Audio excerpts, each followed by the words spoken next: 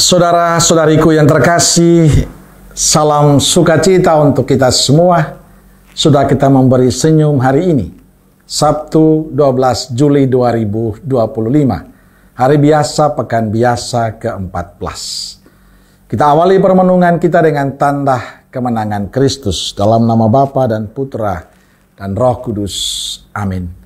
Permenungan kita diambil dari Injil Matius bab 10 ayat 24 sampai 33. Seorang murid tidak lebih daripada gurunya, atau seorang hamba daripada tuannya.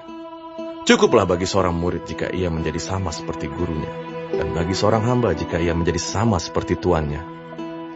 Jika tuan rumah disebut Beelzebul, apalagi seisi rumahnya. Jadi janganlah kamu takut terhadap mereka, karena tidak ada sesuatu pun yang tertutup yang tidak akan dibuka, dan tidak ada sesuatu pun yang tersembunyi yang tidak akan diketahui. Apa yang kukatakan kepadamu dalam gelap, katakanlah itu dalam terang. Dan apa yang dibisikkan ke telingamu, beritakanlah itu dari atas atap rumah. Dan janganlah kamu takut kepada mereka yang dapat membunuh tubuh, tetapi yang tidak berkuasa membunuh jiwa. Takutlah terutama kepada Dia yang berkuasa membinasakan baik jiwa maupun tubuh di dalam neraka. Bukankah burung pipit dijual 2 ekor seduit? Namun seekor pun daripadanya tidak akan jatuh ke bumi di luar kehendak Bapamu. Dan kamu, rambut kepalamu pun terhitung semuanya. Sebab itu, janganlah kamu takut, karena kamu lebih berharga daripada banyak burung pipit. Setiap orang yang mengakui aku di depan manusia, aku juga akan mengakuinya di depan Bapakku yang di sorga. Tetapi barang siapa menyangkal aku di depan manusia, aku juga akan menyangkalnya di depan Bapakku yang di sorga.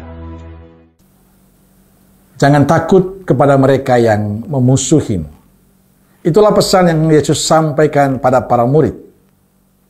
Pesan ingin mengingatkan kita bahwa kebencian, ketidaksukaan pada Yesus akan selalu ada. Saat sekarang juga kita menyaksikan itu.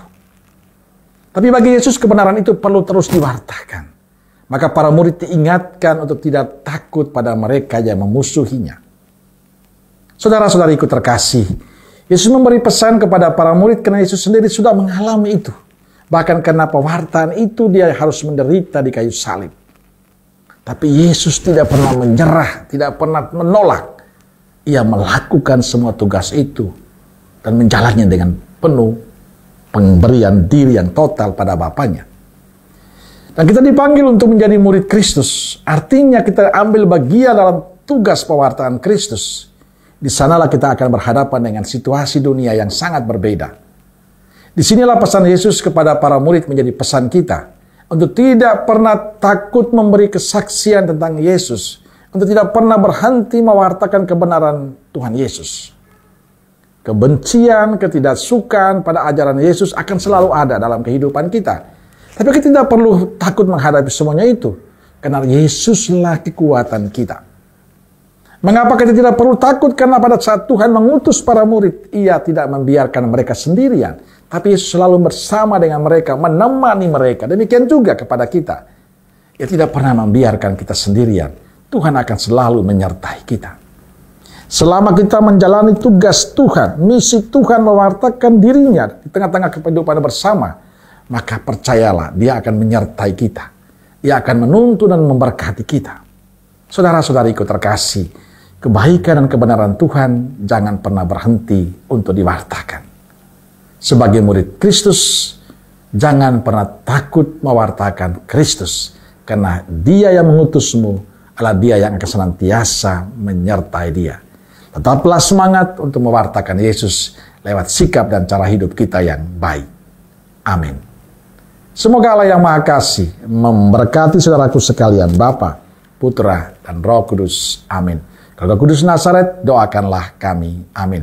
Berkah dalam.